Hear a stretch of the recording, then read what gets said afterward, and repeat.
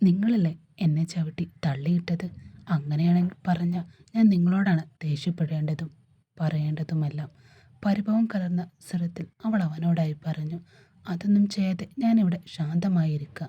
എന്നിട്ടും ഓവറായി അഭിനയിക്കുന്നതും സംസാരിക്കുന്നതുമെല്ലാം നിങ്ങൾ തന്നെയാണ്. ആദിത്യൻ അവളെ തന്നെ നോക്കി നിന്നു. നിങ്ങൾ വലിയ പെർഫെക്റ്റ് ആണെങ്കിൽ അത് നിങ്ങളുടെ കയ്യിൽ വെച്ചാൽ മതി. അവൾ അവൻ്റെ മുഖത്തേക്ക് നോക്കി ചെറുചിരിയോടെ കൂട്ടിച്ചേർത്തു. ആർക്കറിയാം, ഒരു ദിവസം നിങ്ങൾക്കും ഒന്ന് വീണ് കിടപ്പിലായാൽ അപ്പോൾ മനസ്സിലാകും ഈ അവസ്ഥ എങ്ങനെയാണെന്ന്. ശരി, ആദ്യം ഈ കസേരയിൽ ഇരിക്കുന്നേ. ഞാൻ പോയി നിനക്ക് ടൂത്ത് ബ്രഷും പേസ്റ്റും വാങ്ങിയിട്ട് വരാം. അതും പറഞ്ഞ് ആദിത്യൻ ഫ്ലാറ്റിൽ നിന്ന് പുറത്തേക്കിറങ്ങി. ഫ്ലാറ്റിന് മുന്നിലുള്ള കടയിൽ നിന്നും ആവശ്യമായ സാധനങ്ങൾ വാങ്ങി അധികം വൈകാതെ തന്നെ അവനും തിരിച്ചെത്തി. ഇതാ ടൂത്ത് ബ്രഷ് പേസ്റ്റ് ഇട്ട് അവളുടെ കയ്യിലേക്ക് നീട്ടിക്കൊണ്ട് പറഞ്ഞു. അനന്യ അത് വാങ്ങാൻ ശ്രമിച്ചെങ്കിലും കസേരയിൽ നിന്ന് ഒറ്റയ്ക്ക് എഴുന്നേൽക്കാൻ പോലും അവൾക്ക് കഴിഞ്ഞില്ല. വേദന കാരണം മുഖം ചുളിഞ്ഞിരുന്നു. അത് കണ്ട് ആദ്യത്തിൽ നെടുവീർപ്പിട്ടു. ശരി വാ, ഞാൻ കൊണ്ടുപോകാം നിന്നെ. അനന്യ മെല്ലെ അവൻ്റെ കയ്യിൽ പിടിച്ചു എഴുന്നേറ്റു. ഓരോ ചുവടും സൂക്ഷിച്ചു വെച്ചാണ് ആദിത്യൻ അവളെ താഴത്തെ നിലയിലുള്ള കുളിമുറിയിലേക്ക് കൊണ്ടുപോയതും. വാതിലിന് മുന്നിലെത്തിയപ്പോൾ അവൾ അവനെ ഒന്ന് നോക്കി. സർ, എൻ്റെ ഡ്രസ്സ് ആ ബാഗിലുണ്ട്, അതൊന്ന് എടുത്തു തരാമോ? ഞാൻ കുളിച്ചിട്ട് വരാം. ശരി എന്ന് പറഞ്ഞ് ആദിത്യനും തിരിഞ്ഞ് മുറിയിലേക്ക് നടന്നു.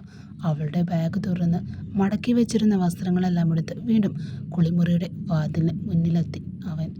അനന്യ എന്ന് വിളിച്ചതും അകത്തുനിന്ന് അവൾ വാതിൽ അല്പം തുറന്ന് കൈ നീട്ടി. ആദിത്യൻ വസ്ത്രങ്ങൾ അവളുടെ കയ്യിലേക്ക് കൊടുത്തു.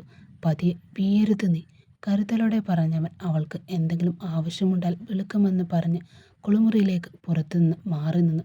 സാർ, കുളിമുറിക്കുള്ളിൽ നിന്ന് അനന്യ വീണ്ടും വിളിച്ചു. എന്താ?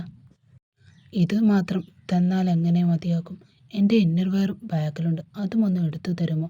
അത് കേട്ടതും ആദിത്യൻ്റെ കണ്ണുകൾ വിടർന്നു. ഈ പെണ്ണിനൊരു നാണവും മാനവും ഇല്ലേ? ഹേ, ഞാൻ നിനക്ക് സെർവൻ്റ് ആണെന്ന് നീ കരുതിയേ? അതൊക്കെ കൂടി എടുത്തു കൊണ്ടുവരാൻ ഞാൻ?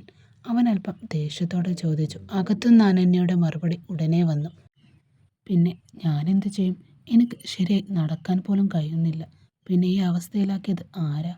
അത് കേട്ടതും ആദിത്യന് മുഖം ചുളിഞ്ഞു ദേഷ്യം വന്നു. അതും എൻ്റെ തലയിൽ വെച്ചോ നീ? അല്ലാതെ ആരുടെ? ന്യായം പറഞ്ഞാൽ നിങ്ങൾ തന്നെയല്ലേ എന്നെ സഹായിക്കേണ്ടതും. അവൾ നിസ്സാരമട്ടിൽ മറുപടി കേട്ടതും ആദിത്യൻ നെറ്റിയിൽ കൈവച്ചു. എല്ലാം എൻ്റെ സമയദോഷം. ഈ നരുന്തിനെ സഹായിക്കാൻ ഇറങ്ങിയതാണ് എൻ്റെ ഏറ്റവും വലിയ തെറ്റും. പിറുപിറുത്തു കൊണ്ടവൻ വീണ്ടും അവളുടെ ബാഗിനരികിലെത്തി. ഇതിൽ ഏതാണെന്ന് എനിക്കെങ്ങനെ അറിയാം?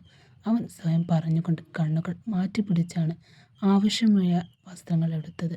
കുളിമുറിയിലുള്ള വാതിലിന് മുന്നിലെത്തി അവൻ മെല്ലെ വിളിച്ചു. ടി അനന്യ. വാതിലൽപ്പം തുറന്ന് അവൾ കൈ നീട്ടിയപ്പോൾ ആദിത്യൻ ഇന്നർവേഴ്സും അവളുടെ കയ്യിൽ കൊടുത്തു. ഇതാ, ഇനി വേറെയൊന്നും എന്നോട് പറയരുത് നീ. ദേഷ്യം നിറച്ചുകൊണ്ട് അവൻ വേഗത്തിൽ അവിടെ നിന്നും മാറി നിന്നു. ഇനി പലതും കാണേണ്ടി വരുമോ എന്ന ചിന്ത ഉള്ളിൽ വെച്ചുകൊണ്ട്.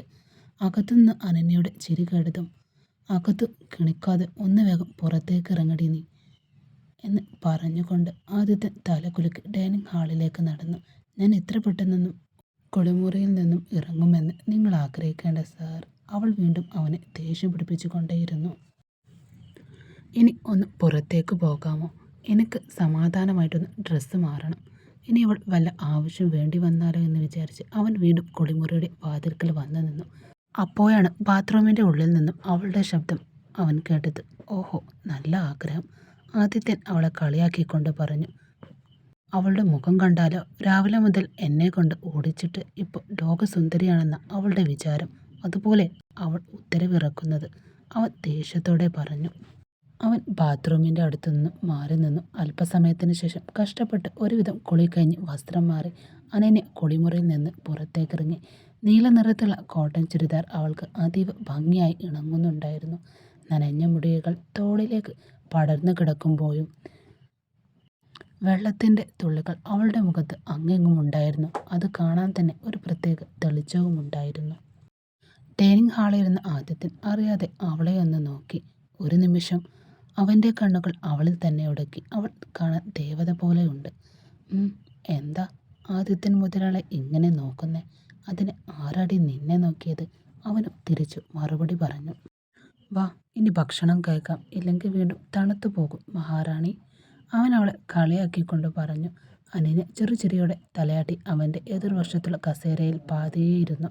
അവൾ ധരിച്ചിരുന്ന നീല നിറത്തിലുള്ള ചുരിദാറും ആദിത്യൻ ധരിച്ച നീല ഷർട്ടും ഒരേ നിറത്തിലുള്ള ഷെയ്ഡിലായിരുന്നു.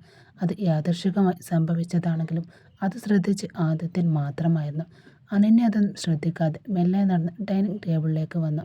ആദ്യം ചുരിദാർ മാറ്റി വേറെ ചുരിദാർ ധരിക്കുന്നേ. പെട്ടെന്ന് അവൻ പറഞ്ഞത് കേട്ട് അനന്യ നെറ്റിച്ചുളിച്ചു. സാർ, ഈ ചുരിദാറിന് എന്താ കുറവ്?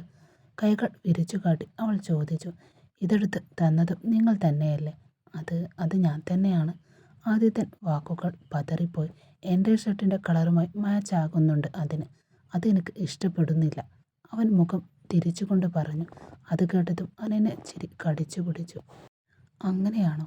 അപ്പോൾ നിങ്ങൾ പോയി ഷർട്ട് മാറ്റിയിട്ട് വരൂ.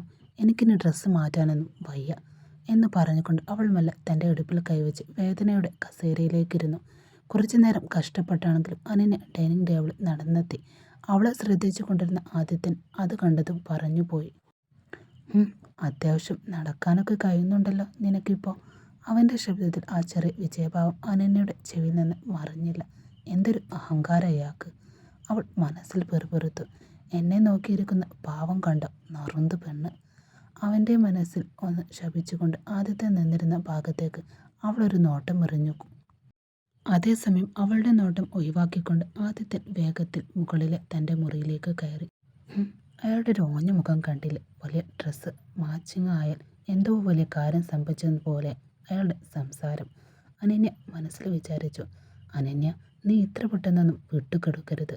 ഈ ഗൗരവക്കാരന് കുറച്ച് പണി കൊടുത്താലേ ആളൊന്ന് നന്നാവൂ. കുസൃതി നിറഞ്ഞ ആ ചിന്തയോടെ അവൾ മെല്ലെ ഡൈനിങ് ടേബിളിലെ കസേരയിലേക്കിരുന്നു. അവൻ താഴേക്ക് വരുന്നത് കാത്തുകൊണ്ട് അവളുടെ ചുണ്ടിൽ അറിയാതെ ചിരി പുഞ്ചിരി വിരിഞ്ഞു. മുകളിലെ മുറിയിലേക്ക് കയറി ആദ്യത്തെ നേരെ കണ്ണാടിക്ക് മുന്നിൽ ചെന്ന് നിന്നു. സ്വന്തം പ്രതിബിംബത്തെ കുറച്ചു നേരം നോക്കി നിന്ന ശേഷം അവൻ ഷർട്ടിൻ്റെ മുകളിൽ 2 ബട്ടണുകൾ അയച്ചു. ഇപ്പോൾ ശരിയായില്ലേ? സ്വയം ചോദിച്ചുകൊണ്ട് വീണ്ടും കണ്ണാടിയിലേക്ക് നോക്കി. ഒരു നിമിഷം കഴിഞ്ഞ് അവൻ്റെ കൈകൾ വീണ്ടും ഷർട്ടിൻ്റെ ബട്ടണുകൾ ഇടാൻ ശ്രമിച്ചു.